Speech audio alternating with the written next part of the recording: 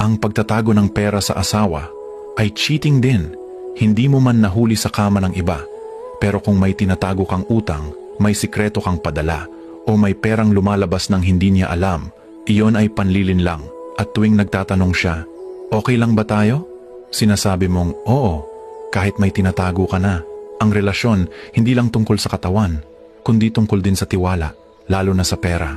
Kapag may sikreto ka sa finances, binabasag mo ang pundasyon ng pagsasama, hindi dahil sa halaga ng pera, kundi dahil sa panlilinlang, at huwag mong tawaging diskarte ang pagtatago.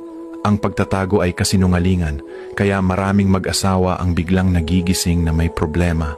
Problema na hindi nila alam kung saan nagsimula, utang na hindi na pag-usapan, padalang hindi na pagkasunduan, desisyong ginawa mag-isa. Hindi yan biglaan. Pinatong-patong na lihim ang dahilan kung bakit unti-unti nawawala ang respeto sa relasyon. Kung gusto mo ng tahimik at matibay na pagsasama, linisin mo ang pera bago mo linisin ang chat. Pag-usapan ng utang, ilatag ang padala, magdesisyon bilang magpartner, ang transparency, hindi kahinaan. Ito ay proteksyon sa relasyon. Kaya kapag may tinatago ka sa pera, may niloloko ka rin sa relasyon. Hindi ka nag-asawa para maging solo player. Nag-asawa ka para maging kakampi. Kung may problema sa pera, harapin ninyo ito ng magkasama. Mas masakit ang totoo. Kaysa tahimik na pagtataksil, ayusin niyo ang finances bago masira ang tiwala at relasyon nyo.